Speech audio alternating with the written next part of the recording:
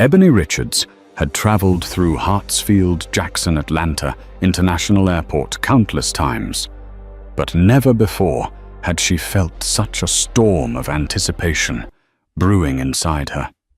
Today was supposed to be a triumph, a long-awaited unveiling, the culmination of years of blood, sweat, and tears.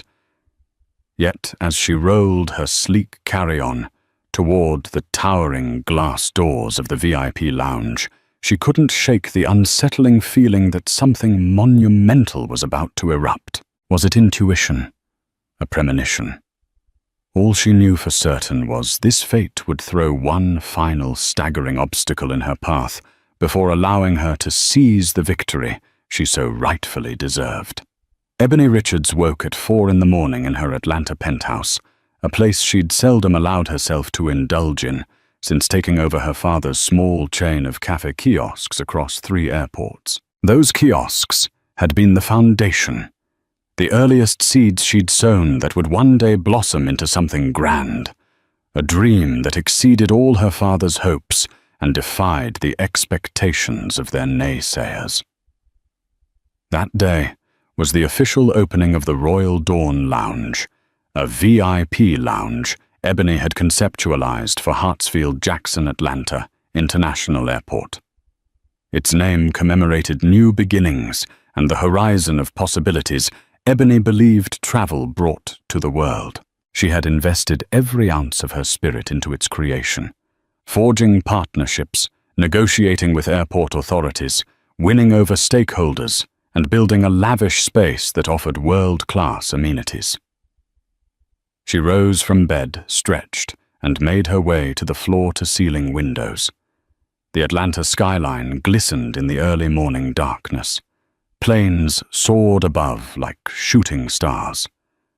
There was a gentle hum of traffic below, as the city never truly slept. Today, Ebony would stand in that airport, not merely as a businesswoman, but as an architect of experiences. She would welcome travelers from around the globe into a lounge that stood for luxury hospitality and the promise that one's dreams could indeed come true, no matter the obstacles. While Ebony sipped her first cup of coffee, she glanced at the top of her desk. Stacks of final paperwork and media scheduling sat ready for her to review. The local news planned to cover the lounge's grand opening. A few high-profile celebrities, some traveling for film shoots, others for music tours, had accepted her invitation to attend the unveiling. All the hype swelled Ebony's heart with gratitude. She recalled how as a child, her father Walter Richards often brought her to watch planes take off. "Never let anyone tell you which flight to catch," he'd say. "You can soar wherever you want, Ebony." Today, that soared dream reached its pinnacle. After a quick shower and a moment in front of her mirror, where she carefully chose a chic crimson power suit, Ebony headed out. Little did she know this day would not be as smooth as her meticulously laid plans suggested. By 6 a.m., Ebony arrived at the airport. The sun was just tipping over the horizon, casting slender beams of gold across the runways. She noticed the throngs of passengers rolling suitcases at their sides, half asleep or stressed with early connections. The bustle comforted her. It reminded her that each traveler had a story. Many would find relief, rest, or celebration in her new lounge. Before heading to the lounge's secret side entrance, Ebony stopped by the kiosk that had started it all, Walter's Beans and Bites. The sign was modest, featuring a stylized coffee cup with a swirl of steam. Walter Richards had left Ebony a legacy that was humble but heartfelt. Now, Ebony's expansion didn't overshadow that beginning. Instead, she'd always carry it in her heart. She greeted the barista, a cheerful young woman with dyed pink hair named Carla. "You're here," Carla squealed, nearly spilling a latte in her excitement. "We're so proud to be your first stop." Ebony smiled wide. Couldn't start the day without the best coffee in the airport. Carla handed Ebony a complimentary mocha latte along with a pastry bag. fresh from the oven. "Good luck today, boss." Ebony walked off, latte in hand, scanning the crowd. She noted the employees scurrying about and the presence of newly hired security stationed near her lounge. She'd specifically contracted with an outside firm, Atlas Secure, to handle the VIP area. The airport's management had recommended them. Ebony had overseen the process, but left much of the hiring details to her top assistant, Joy Delgado, trusting Joy's diligence in verifying credentials. The lounge was housed in a prime location after security checks near the intersection of multiple concourses, ensuring maximum visibility and convenience. The Royal Dawn Lounge boasted a spacious reception area, plush seating, private rooms for phone calls, a bistro offering gourmet meals, 24/7 showers, napping pods, a library, and even a rotating art gallery featuring local artists. Ebony had curated each piece of furniture and artwork with care. When Ebony stepped into the restricted zone behind the lounge's main entrance, a staff-only corridor lined with supply closets and restrooms, she saw Joy meticulously scanning her phone. The petite woman looked up, pushing her glasses higher on her nose, and greeted Ebony with unbridled enthusiasm. "Everything is in place," Joy reported. "We have a few brand reps from Louis Vuitton offering complimentary spa items for our opening guests, and the press should arrive in an hour. Media outlets from Good Morning Atlanta to the Travel Network are confirmed." Ebony took a deep breath. She reveled in the sense of accomplishment that overcame her. "Let's do a quick final walkthrough, then we'll be ready." Their walkthrough went flawlessly. The polished floors gleamed. The staff was impeccably dressed and well-trained, and the chef's final sample offerings, mini lobster rolls, truffle-infused croquettes, and a delicate fruit tart, earned Ebony's immediate approval. Satisfied, Ebony ventured to step outside the lounge's official doors to greet the upcoming guests and the press. She wanted to personally ensure that everything was perfect from the very moment they entered. However, an unexpected commotion near the entrance drew her attention. She emerged from the lounge's staff door to see a line of travelers waiting to be ushered in once the lounge officially opened. At the front stood a robust security officer. Ebony didn't immediately recognize. He wore an Atlas Secure uniform, the name Parker embroidered on his chest. Parker was a tall, imposing figure with a broad chest and a clean-shaven jawline that gave him a serious air.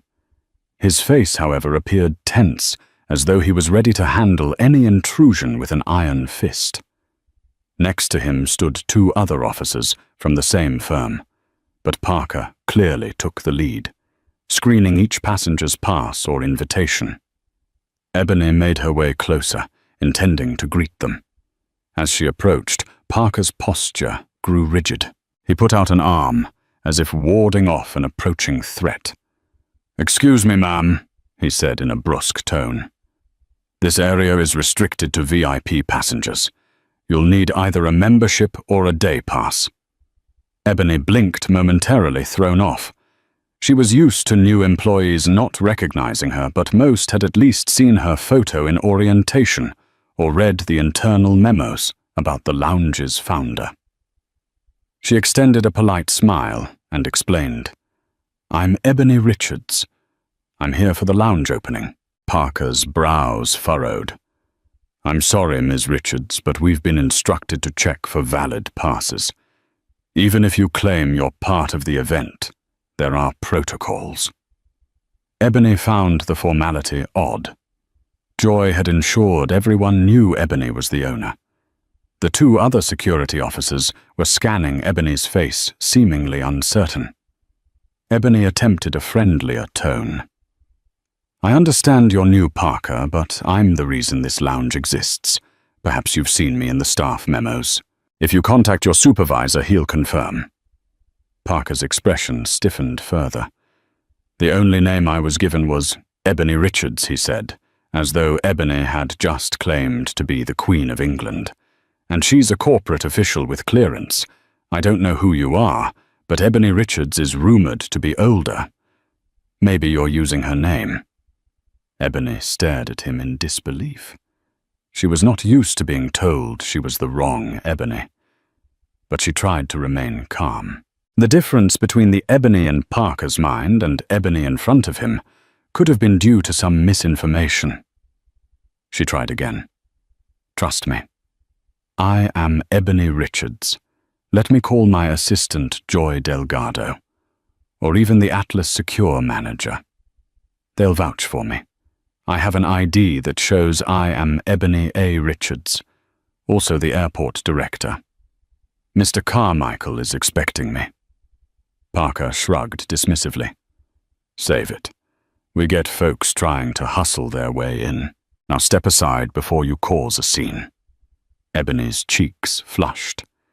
She'd faced a myriad of challenges in her career, undermining business partners, early rejections for funding, even subtle racism in boardrooms. But never this blatantly. Never so rudely in front of her own establishment. She glanced around at the travelers, who had paused watching the commotion. One tall gentleman in an immaculate suit stood behind Parker, evidently a VIP, who recognized Ebony from a local business magazine. His eyebrows shot up in surprise at Parker's brash behavior. He tried to intervene politely. "Officer, perhaps you should let Ms. Richards pass." "She's," Parker interrupted, not bothering to glance back. "Sir, wait your turn. I'm dealing with a situation." That was enough. Ebony squared her shoulders and spoke firmly. "Parker, I appreciate your diligence, but I am Ebony Richards. I own this lounge. I'm instructing you to step aside." Parker folded his arms and smirked. "Lady, your story is a nice fantasy. But if Ebony Richards was black, I'd know. We were told Ebony Richards is some bigwig. Now move along. You're holding up traffic." A hush fell across the few watchers. Ebony's fury flared, but she swallowed it. The lines had become quite clear. Parker believed Ebony didn't fit the image he had in mind. The racist undertones of his statement brought Ebony's blood to a simmer. She refused to let him see her anger, refused to give him the satisfaction. Just as Ebony prepared to respond, Joy Delgado appeared, looking frantic. She had rushed from inside the lounge after noticing Ebony hadn't returned. "Ebony." "What's going on?" Joy asked, scanning from Ebony to Parker. Before Ebony could say a word, Parker turned to Joy. "This woman claims to be Ebony Richards and demands we let her in." Joy paused, stunned, then swiftly put her hand on Ebony's arm. "She's not just claiming, Parker. This is Ms. Ebony Richards, your boss, the woman who signs the checks for Atlas Secure's contract here."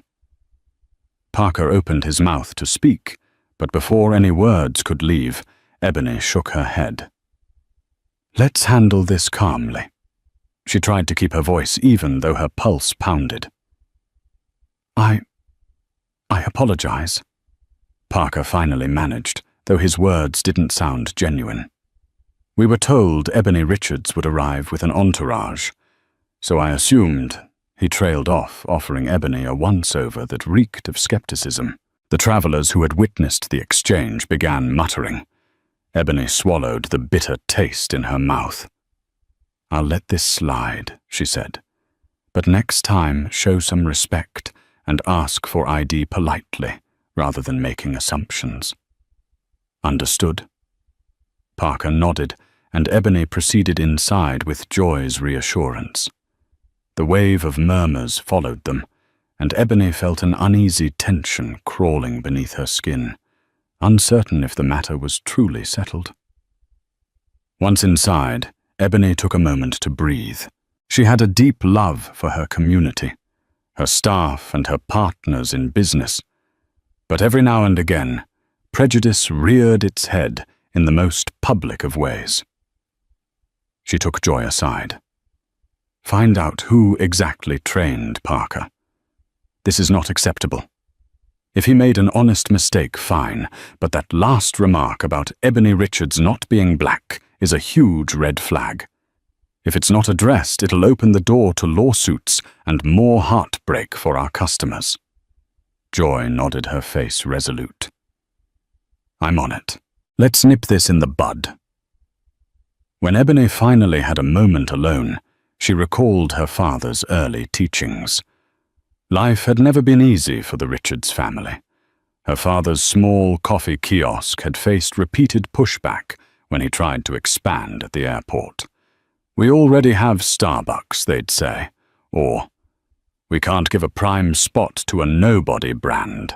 Ebony remembered the sting of feeling lesser the shame in her father's eyes when time after time big corporations with bigger budgets overshadowed his attempts. But he never gave up. Ebony had grown up refusing to accept limitations. She had worked her way through college, studied hospitality and business management, and every day after classes she shadowed her father's small staff, learning the ins and outs of airport operations. It was Ebony who convinced her father to open up multiple kiosks, Ebony who found ways to pitch local flavors that bigger chains overlooked. Walter might have been the seed planter, but Ebony was the unstoppable force that helped the brand grow. And now, Ebony had built something even bigger in the form of the Royal Dawn Lounge. She had fought for this day, earned it, and no bigoted security guard was going to ruin it. Despite the sour start, the lounge opening ceremony kicked off smoothly. Cameras flashed as Ebony, flanked by the airport director, Mr. Carmichael, and representatives from local charities. Ebony supported, cut a ceremonial ribbon at the entrance. Travelers who had purchased day passes or had membership privileges began to filter in, awestruck by the lounge's luxurious design. A local TV anchor, Grace Fairchild from Channel 7, pulled Ebony aside for an on-air interview. The lens focused on Ebony's poised figure, her red suit a striking statement against the lounge's muted gold and cream backdrop. "So, Ebony, this is quite a monumental day for you and for Hartsfield-Jackson Airport," Grace began. "You've poured years of effort into this lounge. Can you share what it symbolizes for you?" Ebony offered a radiant smile. "Of course, Grace. The Royal Dawn Lounge is not just a luxury space. It's a statement of inclusivity and possibility. My father started with a modest coffee kiosk here, and through perseverance and the support of countless wonderful people, we created a space where any traveler can relax, recharge, and experience a bit of home away from home." They moved on to talk about Ebony's philanthropic work, how Ebony sponsored scholarships for underprivileged students looking to pursue degrees in hospitality, and how part of the lounge's proceeds would be funneled into community development programs in Atlanta. Ebony felt the warmth of belonging. She was proud to represent more than a brand. She represented hope for those who dreamed big, just as she had. In the corner of her eye, Ebony caught a glimpse of Parker and two other guards posted near the entrance. Parker maintained a stony glare. Ebony wondered if he felt any remorse for his earlier behavior. Regardless, Ebony stayed focused. This was her day in the spotlight, and she wouldn't let any negativity overshadow it. About half an hour after the ribbon cutting, Ebony mingled with the first wave of guests, ensuring they felt welcomed. She greeted some frequent flyers who recognized her from her father's kiosk days. She even posed for selfies with a handful of star-struck travelers who followed her entrepreneurial story on social media. Suddenly, Joy approached, her complexion pale. "Ebony, there's a problem." Ebony's stomach clenched. She excused herself from a conversation with a board member from Delta Airlines and led Joy to a quiet corridor. "Talk to me," Ebony urged in a low voice. "What's going on?" Joy's eyes flickered. "We might have a situation with Atlas Secure. There's been talk that Parker isn't just incompetent. He may not be properly vetted." Ebony's eyebrows shot up. "Not vetted?" Joy nodded. "I got a call from my friend at the airport's HR department. She said the background checks from Atlas came in late and 1 or 2 guards have questionable records. The name Parker was specifically mentioned." A coldness settled over Ebony. Hiring security for an exclusive lounge was crucial. One bad hire could tarnish her brand cause legal nightmares, or even endanger travelers. Ebony's mind flashed back to the hostility in Parker's eyes, the near contempt in his tone. If he had misrepresented himself or had a questionable past that included discrimination or aggression, Ebony needed to handle it immediately. Joy continued. "I've already asked the Atlas Secure manager to meet with me. He's on his way. But Ebony, we have to be careful. If the press gets wind of a security scandal on our opening day, it'll overshadow everything." Ebony steadied herself. "Let's keep it quiet for now. Send Parker away from the main lounge door. Make up an excuse that we need him on roving patrol. The last thing I want is him interacting with guests until we clarify the situation." "Understood," Joy replied, heading off to find the manager. Ebony sighed, leaning against the wall for a moment. Just as she began to plan how to proceed, her phone buzzed. A call from a number she didn't recognize. She answered hesitantly. "Ms. Richards," came the voice on the other end. "This is Wesley Garcia from the Traveler's Post. I'm hearing rumors that your new lounge is facing a discriminatory security situation. Would you like to comment?" Her heart skipped a beat. How on earth had the media gotten wind of this so quickly? "I'm not sure what you're talking about, Mr. Garcia," Ebony replied, forcing calm into her voice. "If you're referring to standard ID checks, that's simply protocol. Our lounge has no tolerance for discrimination." Garcia pressed on. "I have sources telling me about an incident at your lounge entrance this morning involving a black woman being blocked. Are you aware of any such incident?" Ebony's lungs constricted. She needed to manage this crisis with tact. "We have a zero-tolerance policy for discrimination. If there was an incident, we'll investigate. I can't offer more details at the moment, but I assure you the Royal Dawn Lounge welcomes travelers of all backgrounds." Ebony ended the call, feeling the weight of the morning's fiasco crushing her chest. If this rumor spread too widely, it could turn the lounge's grand opening into a PR nightmare. Determined to salvage the day, Ebony moved swiftly through the lounge to locate the Atlas Secure manager. His name was Leonard Stone, a tall, meticulous man in his late 40s, with peppered hair and an air of military precision in how he carried himself. He arrived in the staff corridor, quietly requesting Ebony's presence in a private meeting room near the back of the lounge. Joy was already waiting there, arms folded, her expression tight with worry. Stone entered, removing his cap respectfully. "Ms. Richards." "Miss Delgado," he greeted. Voice firm. "I've just received some troubling reports."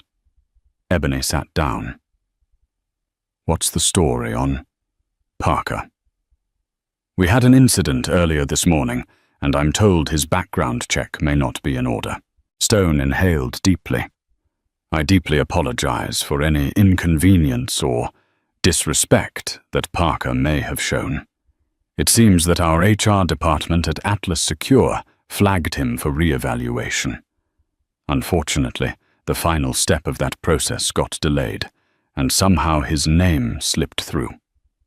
Our official checks indicate some questionable behavior in previous employment. Racial bias complaints use of excessive force. We never meant to station him here at a brand new high-visibility facility. Ebony bristled, anger simmering. This is unacceptable.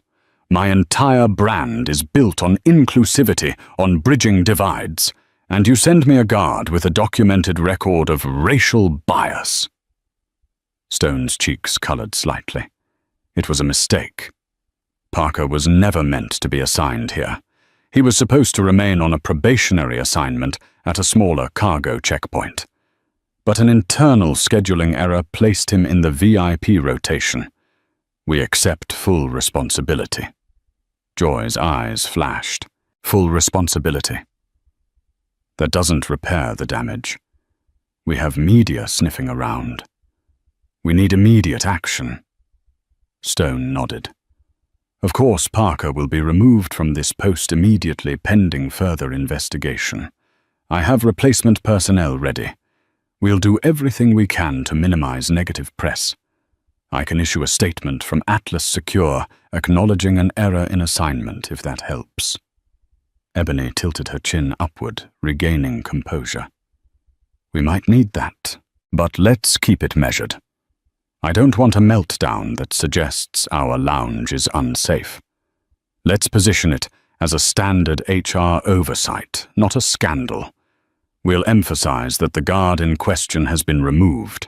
End of story. Stone agreed. Consider it done. And Ms. Richards on behalf of Atlas Secure. I personally apologize. You have my word this won't happen again. Ebony almost believed him, but a glimmer of uncertainty remained. A wave of exhaustion threatened to overcome her. This was supposed to be a day of celebration, yet she couldn't shake the feeling that the fiasco with Parker was just the tip of an iceberg. Later in the day, Ebony tried to focus on the next phase of the lounge's grand opening schedule, a charity raffle featuring donated items from high-end brands. The proceeds would go to a local non-profit for foster youth. Cameras snapped pictures of Ebony, presenting an oversized check to the organization's director, Ms. Carmen Hughes. Applause rang out. Ebony smiled, for the cameras determined to keep the negative drama from overshadowing her philanthropic efforts. As the applause faded, Ebony's phone vibrated with another call. She discreetly stepped away from the cameras to answer. This time the ID read, "Unknown." The voice that spilled out from the speaker was surprisingly familiar, thick with condescension. "Ms. Richards," the voice drawled, "you've come a long way since your father's little coffee stands." Ebony's heart lurched. She recognized that voice it belonged to. Kevin Yates, a business rival who had once tried to buy out her father's coffee kiosks cheaply when the Richards family was in financial straits. Kevin was known for shady deals and aggressive tactics. "What do you want, Kevin?" she hissed, stepping further away from the event. Kevin gave a mocking chuckle. "I heard you had a bit of a scuffle with security at your grand opening. Already losing control of your big dream lounge." "Ebony." Her anger flared. "Stay out of my affairs, Kevin. That was a minor hiccup." "We have it under control, is that so?" Kevin mused. "Word around the airport is that your staff and security might not be as unified as you claim. Imagine the PR nightmare if that storyline goes viral. You might want to keep an eye on your lounge's membership data. Wouldn't want anything leaked to the press." Ebony's pulse hammered. "Are you threatening me?" "Threatening you?" Kevin's laugh was cold. "No, of course not. I'm just saying the airport is a small world. I have resources. If you ever decide running a lounge is too complicated for you, I'd be happy to step in with an offer. Though it'll be less than your father's coffee kiosk was worth by the time the press is done with you." The line went dead. Ebony stared at her phone, unsettled. She recalled rumors that Kevin had connections with airport contractors and unscrupulous middlemen. The possibility that he might exploit the day's earlier fiasco to sabotage her lounge was all too real. Ebony couldn't help but feel that her father's memory was at stake, that the lounge was a living testament to everything the Richards family stood for, and she wouldn't let Kevin or any hater tear it down. An hour later, Ebony slipped out of the lounge to take a breather, letting Joy manage the crowd of new arrivals. Ebony headed toward the end of the corridor, leading to a viewing window overlooking the runways. She needed a moment of solitude to clear her head, but that solitude was short-lived.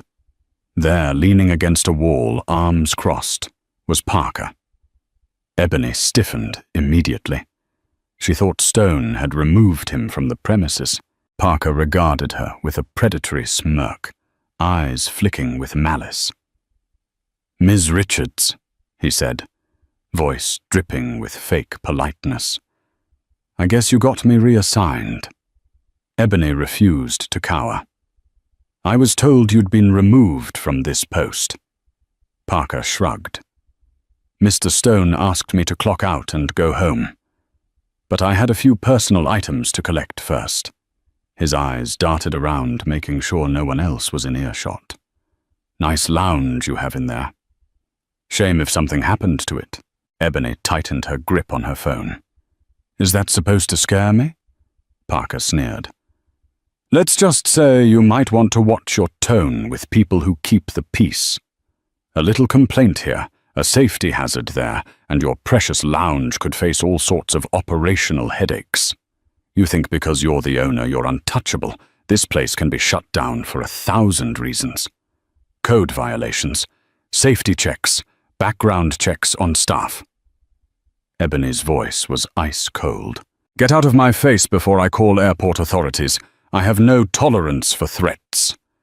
Parker's grin broadened. "You call them. I'll just let them know you attacked my character, singled me out. Might make for an interesting discrimination countersuit. A black woman claiming I was racist, while in reality I was just doing my job. Good luck dealing with the sensational headlines." Ebony's stomach churned. She wanted to lash out, but she knew better.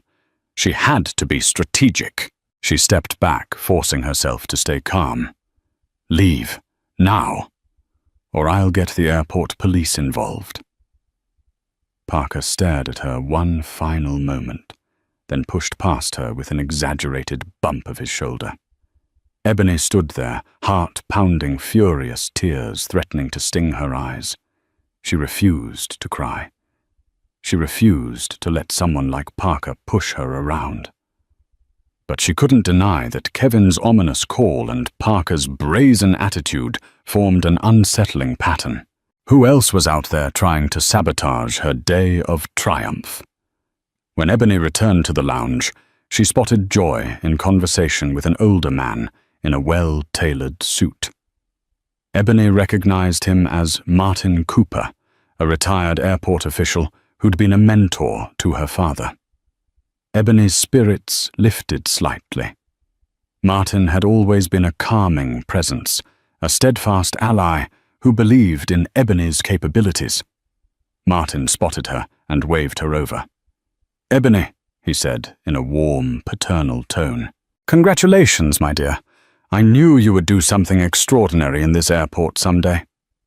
Ebony smiled, genuinely grateful. "Thank you, Mr. Cooper. It means a lot to me that you're here." Martin leaned in, lowering his voice. "I heard there was some tension earlier. Something about a security guard." Ebony nodded, exhaling. "Yes, a guard with a questionable background who decided to question my legitimacy. We've handled it, but it left a bad taste in my mouth." Martin's gaze held concern.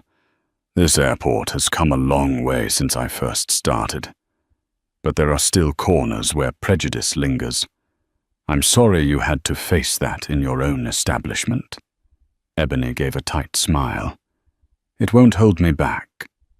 Martin placed a comforting hand on Ebony's shoulder. "I know it won't. If you need anything, Airport Connections official statements, don't hesitate to ask. Your father was a dear friend, and I have the highest respect for your work here. Ebony nodded gratefully. Thank you. Actually, keep an ear out. I sense there's more going on behind the scenes. My father always said you had an uncanny ability to sniff out trouble before it erupted. Martin laughed. He gave me too much credit, but I'll certainly keep my ear to the ground. With that, Ebony felt a spark of reassurance. She wasn't alone in this fight.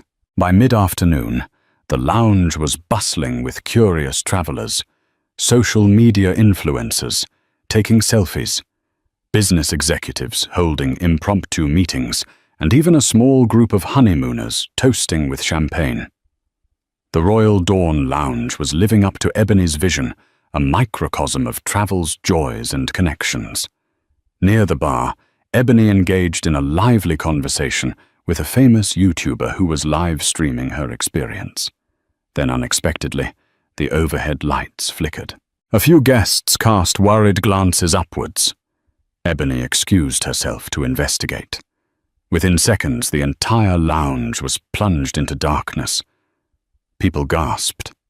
Bartenders fumbled. Ebony felt her stomach drop. She turned to Joy, who whipped out her phone. What's happening? Ebony asked, trying to maintain composure. Joy tapped her phone's screen anxiously. I don't know. The lounge's backup generators should have kicked in. Let me check with engineering. Emergency lighting soon activated, bathing the lounge in a dim bluish glow. Whispers spread among the guests. Ebony forced a reassuring smile for those around her, but behind the scenes her mind raced. She leaned over to Joy, voice low. Is this just a technical glitch or sabotage? Joy shook her head. Not sure. If the lounge's dedicated power system failed, it might be more than an accident. I'll check now. Ebony spent the next few minutes calming guests, offering complimentary refreshments, and ensuring no one panicked. Finally, Joy returned, her face grim. Our lounge's electrical feed was tampered with. There's a cable outside in the utility corridor that someone cut. The engineering team suspects it was deliberate. Ebony's blood ran cold. Parker's threat came rushing back to her. So did Kevin's phone call. Could either have orchestrated this sabotage? The ramifications were huge. Electrical tampering in an airport was a major security concern. What are our next steps? Ebony asked, forcing calm, despite her racing heart. Joy's voice trembled slightly. We have to file a report with airport security and possibly the police. I'll also get the lounge's cameras reviewed. We have surveillance in the corridor. If someone messed with the cable, we might have it on video. Ebony nodded, determination hardening her resolve. If Parker or any other saboteur thought they could undermine her lounge, Ebony would ensure they faced serious consequences. Security staff from the main airport arrived swiftly to investigate. Ebony cooperated fully, offering any footage they needed, providing statements and ensuring the comfort of her guests. Meanwhile, word reached Ebony that Kevin Yates was seen milling about the airport earlier, though he had no legitimate reason to be there. Ebony's suspicion mounted. At the same time, Ebony's phone lit up with messages from media outlets. Some asked about the power outage, others about the rumor of sabotage. Ebony realized this day, meant to mark her success, was rapidly slipping into chaos, seeking a moment of solitude to strategize. Ebony retreated to her private office within the lounge, an elegantly designed space with a plush sofa, a polished wooden desk, and framed photos of Ebony with her father. She sank into her office chair, head in her hands, as Joy quietly entered. How bad is the coverage? Ebony asked, not looking up. Joy sighed. We're managing. The official statement is that the lounge experienced a minor technical failure, but the cause is still under investigation. So far, no one has definitively stated sabotage, but rumors are swirling online. Ebony closed her eyes. This is precisely what Kevin wanted. To undermine me, make me look incompetent. Or else Parker's seeking revenge. Either way, we can't let them win. I'll personally meet with the airport police. They need to know who to suspect. Joy nodded, placing a comforting hand on Ebony's shoulder. We have your back. The staff is rallying, and the guests, for the most part, are staying calm. It's not ideal, but we're still afloat. A knock sounded at the door. Martin Cooper's voice came through. Ebony, may I come in? Joy stepped aside, letting Martin enter. Ebony stood relieved to see a friendly face. Martin's expression was a mix of concern and determination. I talked to some folks around the airport, he began. Rumor has it that Kevin Yates was seen near the utility corridors. Nothing concrete, but I did find a staffer who claims she saw him in that restricted area an hour before the power went out. She tried to question him, and he said he was doing an inspection for a vendor. Ebony inhaled sharply. He must have used his old airport contacts to slip in. That corridor's supposed to be off-limits to unauthorized personnel. Martin nodded gravely. We can't accuse him without proof, but I wanted you to know. The sabotage angle seems more and more likely. Ebony felt anger surge, but she also felt gratitude that Martin had her back. Thank you for telling me. Let's see the lounge's corridor footage. Joy, can you get the relevant times queued up? Joy typed a note into her phone. On it. Ebony turned to Martin. If we find Kevin's face on those tapes, I'll press charges. I won't let him slither away this time. Martin gave Ebony's shoulder a reassuring pat. Good. And remember, Ebony, you built this lounge. No matter what these saboteurs do, they can't take away your accomplishments. His words offered Ebony a glimmer of hope. She reminded herself that the lounge was indeed a magnificent achievement, and she wasn't alone. Joy Martin, the staff, even the loyal travelers who believed in the Richards family story together, they formed a sturdy pillar of support. By late afternoon, the lounge's power was restored. Most guests had remained surprisingly patient, helped by Ebony's staff offering complimentary drinks and amuse-bouches. A few high-priority travelers left for their flights, but overall the lounge remained fairly occupied. The media presence didn't dissipate, but Ebony kept her composure, offering standard statements. The tension skyrocketed when Ebony's phone dinged with a text from an unknown number. You think you're so untouchable. This is only the beginning. A nauseating swirl filled Ebony's gut. She marched over to the newly arrived uniformed officer from the Atlanta Police Department, who had come at the request of airport security. Officer, I just received this threatening text. We have reason to believe our lounge was sabotaged. Could you please look into it? He nodded professionally, taking Ebony's statement and copying down the phone number. He promised they'd investigate further, including requesting phone records if necessary. Moments later, Joy approached Ebony, excitement in her eyes. We got him, she whispered. The corridor footage shows a man in a baseball cap messing with the electrical cable. He's wearing a jacket with a patch that looks suspiciously like Kevin Yates's old company logo, Yates Procurement. Ebony's heart hammered. That's enough for the police. Let's show them the footage. They can identify him. Joy started to move, but Ebony grabbed her arm. Wait, Ebony said, voice tightening. Before we involve them, I want to see it with my own eyes. Let's confirm. They hurried to the lounge's security office, a small room lined with monitors and recording equipment. Joy pulled up the relevant footage. Sure enough, a figure in a dark jacket with a distinctive Yates procurement patch crouched in front of the cable. The camera angle wasn't perfect. He was partially obscured by a crate, but Ebony recognized that wiry frame and the way he tilted his head. She'd encountered Kevin Yates enough times to sense it was him. Ebony exhaled slowly. This is enough for me. Let's get the police in here. With the lounge's security footage as evidence, Ebony and Joy provided copies to the airport police and the Atlanta PD officer on site.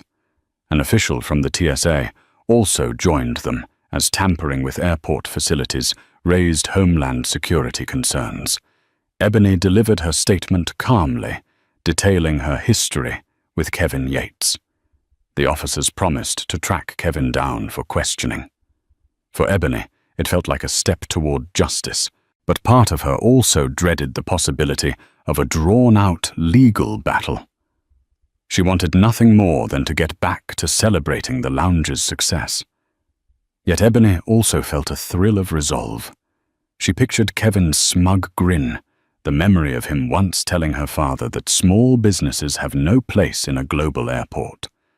She remembered Parker's humiliating display of racism at the lounge entrance. Enough was enough. Ebony was done tolerating bullies. As the day inched toward evening, Ebony's lounge bustled again. Some travelers stopping in for dinner, others grabbing a few moments of relaxation before late-night flights. Word spread among the guests that the lounge had survived a sabotage attempt. In an odd twist, Ebony's handling of the crisis elevated the lounge's reputation. Travelers praised Ebony's composure, generosity, and willingness to keep them comfortable. Before Ebony could even catch her breath, she received a message that a cluster of journalists had gathered near the lounge entrance demanding a statement. Ebony exchanged a look with Joy. Might as well face them. They made their way to the lounge foyer, where about a half-dozen reporters stood, microphones and cameras at the ready. Ebony stepped up to a small podium set up for earlier media engagements. She smiled politely, bracing for the onslaught of questions. Mr. Richards, is it true? Your lounge was sabotaged by someone you have a personal rivalry with, one reporter asked. Ebony kept her expression poised. We are still investigating the full details. We can confirm that an individual trespassed into a restricted area and tampered with our electrical system. We have turned over evidence to the police. Another reporter shoved forward. Earlier rumors suggest that your lounge discriminated against you, the owner, at your own opening. Could you address that? Ebony felt a pang of frustration. She refused to hide the truth. There was an unfortunate incident involving a now former security guard employed by Atlas Secure who acted unprofessionally. That individual's services have been terminated. I want to assure everyone that the Royal Dawn Lounge stands for inclusivity and exceptional service to all travelers. A third reporter asked, do you suspect the security guard and the saboteur are linked? Ebony paused, choosing her words carefully. I can't speculate on that. The authorities are examining all angles. Right now, our focus is on the safety and comfort of our guests. She spent a few more minutes fielding questions, emphasizing that the lounge remained open and inviting, and that the sabotage had been swiftly resolved. When she stepped away from the podium, Ebony caught Joy's eye. Joy gave her a subtle thumbs up. It seemed Ebony's measured responses had reassured most of the press. Just when Ebony thought the whirlwind of the day was settling, chaos erupted near the lounge entrance. Ebony heard shouting, a male voice raised in anger. She hurried toward the commotion, her heart pounding. There, flanked by uniformed officers, stood Kevin Yates. His face was flushed, red veins popping in his neck. He pointed a finger accusingly at Ebony. You can't prove anything. I never touched any cables. The airport police had evidently found Kevin lurking somewhere in the terminal and confronted him. Kevin's words tumbled out in a frantic attempt at self-defense. I'm an accredited airport contractor.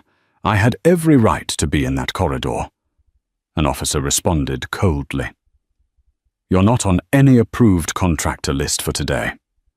And we have footage of a man wearing your jacket, tampering with the lounge's electrical system. Kevin's eyes darted around, latching onto Ebony. You planned this. You framed me. You just want to keep me from expanding my procurement business. Ebony held his gaze, her voice unwavering. Kevin, you've tried to sabotage my family's business for years. This time, you crossed the line and broke the law. I don't need to frame you. Your actions speak for themselves. Kevin lunged forward as though to grab Ebony, but the officers restrained him. He continued to hurl insults. This lounge is a joke. You were never fit to run a place like this. You're just your father's second-rate legacy. His words cut off as the officers hauled him away. Ebony tried to maintain composure, but her chest felt like it was about to burst. The crowd that had gathered observed in stunned silence. Some were filming with their phones. The entire fiasco would likely hit social media within minutes, if not seconds. Show's over, an officer said curtly to the onlookers. Everyone, please disperse. As Kevin was led away, Ebony noticed Parker watching from a distance. His eyes were wide, his posture rigid. Before Ebony could say anything to him, Parker turned on his heel and disappeared into the throng of travelers. With Kevin in custody, Ebony felt a surge of relief. It was as though a dark cloud had lifted. Still, the remainder of the evening felt surreal. Joy assured Ebony that the sabotage had not caused permanent damage, and the lounge could continue operations without further interruptions. The police presence lingered, but mostly as a reassurance. Guests in the lounge seemed oddly exhilarated by the day's events, rallying around Ebony, praising her resilience. Some travelers compared it to being part of a live drama. Ebony offered them grateful smiles, though she longed for a sense of normalcy and peace.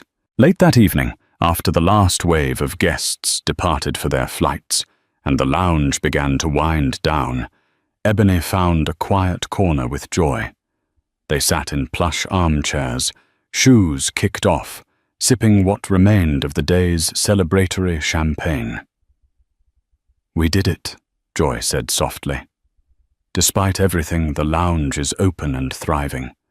The sabotage didn't close us down, and the security fiasco is behind us. Ebony nodded, closing her eyes. It was a day of trials, Joy. But we overcame. You think Kevin's going to jail, Joy? Asked, swirling her champagne. Ebony opened her eyes and exhaled. I'm not sure. They might charge him with trespassing vandalism, possibly endangering an airport facility, which is serious. We'll see. Either way, he won't be bothering us any time soon. Joy reached over and squeezed Ebony's hand. I'm proud of you. Ebony grinned, warmth flooding her. Thanks. I'm proud of us. In the final hours of the lounge's opening day, Ebony wandered through the quiet halls of the Royal Dawn. The day's adrenaline was fading, leaving behind an introspective calm. She paused at a large framed photograph near the lounge's library. It was a picture of her father, Walter Richards, standing in front of his humble coffee kiosk, a proud grin on his face. Underneath a small plaque read, Walter Richards believed in the power of a good cup of coffee, a welcoming smile, and the promise that anyone could reach new heights. Tears blurred Ebony's vision. She remembered her father's words. Never let anyone tell you which flight to catch. She had soared indeed, But Ebony knew she hadn't done it alone. She felt her father's spirit in every corner, in every cup of coffee, served in every traveler who found a moment's comfort in this lounge. As Ebony lightly touched the plaque, she whispered, "I did it, Dad. We did it." A gentle hush enveloped her, and in that moment, Ebony felt certain her father was smiling down on her, proud of what she'd built, despite the day's turbulence. Early the next morning, Ebony arrived at the airport, anticipating a slew of follow-up interviews, and probably a meeting with legal representatives about pressing charges against Kevin. She expected the lounge might be quiet at such an early hour. Instead, she found a surprising number of travelers inside, some who had heard about the Royal Dawn Lounge's eventful opening day and wanted to experience it for themselves. A traveling businessman from Chicago approached her, offering a friendly handshake. "Ms. Richards, I just wanted to say your lounge is top-notch. I caught the fiasco on the news last night, but I had to check out this place for myself. You did good work here." Ebony thanked him, her heart swelling with gratitude. The lounge staff seemed equally buoyant, their sense of camaraderie stronger after weathering the storm of sabotage and bigotry. Joy bustled up with a news article pulled up on her phone. "Check this out," she said, eyes dancing. Headline, "New VIP Lounge Endures Sabotage. Owner emerges triumphant, vowing inclusivity and excellence." It's mostly positive coverage, Ebony. People are applauding how you handled the situation. Ebony scanned the article. Sure enough, the piece highlighted her composure and the lounge's swift action to keep guests safe and happy.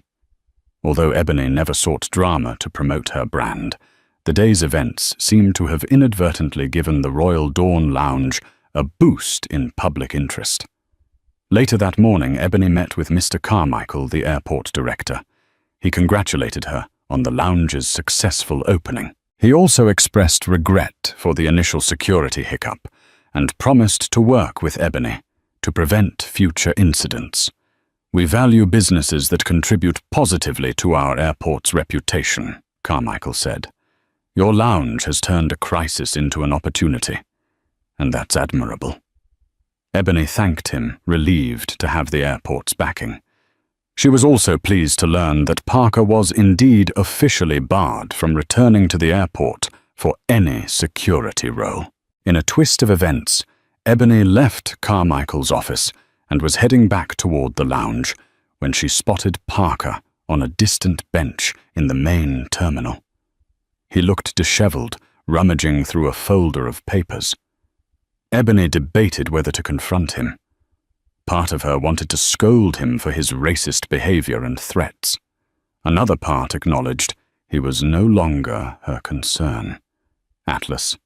Secure had fired him. In a moment of compassion, Ebony approached him calmly. Parker glanced up, startled. He hastily rose to his feet. "What do you want?" Ebony studied him. He seemed smaller than before, the bravado gone. "I just wanted you to know that I'm not out to ruin your life. But your actions, your words, they were unacceptable. This is the consequence." Parker sneered, but the anger in his eyes flickered with something like regret. "I was just following protocol." Ebony shook her head. "No, it was more than that. You assume someone who looks like me can't be in a position of power. That's prejudice pure and simple. Maybe this is your wake-up call." He said nothing, staring at the floor. Ebony walked away, leaving him to whatever fate lay ahead. If Parker refused to change, the path would only get rockier for him. Ebony believed in second chances. Her father had taught her to believe in people's ability to grow, but she wouldn't let such negativity pollute her dream. In the weeks that followed, Ebony Richards pressed charges against Kevin Yates for vandalism and sabotage. The case quickly gained traction, with abundant evidence stacked against him. Ebony attended a preliminary hearing testifying about her history with Kevin, the sabotage footage, and the threatening text messages. Though the legal process would take time, Ebony felt a sense of closure. Kevin's attempts to tear her down had backfired, shining a light on Ebony's resilience and further endearing the lounge to the traveling public. The Royal Dawn Lounge flourished. Membership inquiries skyrocketed, and Ebony rolled out new programs promoting local artists, celebrating cultural diversity, and even hosting mini-workshops for aspiring entrepreneurs passing through the airport. In the lounge's library corner, Ebony placed a portrait of her father, ensuring every visitor understood the legacy behind this space. Invitations poured in for Ebony to speak at entrepreneurial conferences. Journalists published features on how Ebony navigated a crisis on day one of her lounge's debut and still managed to create a sanctuary for travelers. Even the airport's senior staff began referencing Ebony's resilience in their internal training sessions. One crisp morning, Ebony found herself alone in the lounge before opening hours. She gazed out at the runways through the large glass panels, sipping her father's signature blend of coffee from Walter's Beans and Bites. She marveled at the planes ascending into the dawn sky. The intercom crackled to life, announcing a new wave of flights. Ebony reflected on how an idea, just a seed, could grow into something beautiful if nurtured with passion and hard work. And though storms might come like sabotage racism or betrayal, her lounge stood as a testament to perseverance. As Ebony set her coffee cup down, a bright beam of sunlight broke through the clouds, illuminating the lounge's plush interior. In that radiant moment, Ebony felt an unshakable certainty. The Royal Dawn Lounge was more than just a business. It was a beacon of hope, a reminder that no matter the trials, one could always rise unbroken to greet the new day. As planes continue to land and depart, the Royal Dawn Lounge welcomes travelers from every corner of the globe, a symbol of courage, unity, and the unwavering belief that no dream is out of reach. Ebony's story rings loud and clear, even when bigotry tries to block your path and saboteurs lurk in the shadows. Passion and integrity can overcome any hurdle. Her father's legacy lives on through every smile and every warm cup of coffee served in that lounge. And in the end, those who sought to tear her down faced the consequences of their own deeds. Ebony's lounge stands unshaken, an ever-glowing testament to resilience. Now, if you loved this story and felt the drama, the triumph and the inspiration behind Ebony's journey, don't forget to hit that like button. Share this video to spread the message of perseverance and equality far and wide, and subscribe to our channel for more riveting real-life stories that celebrate the power of determination and hope.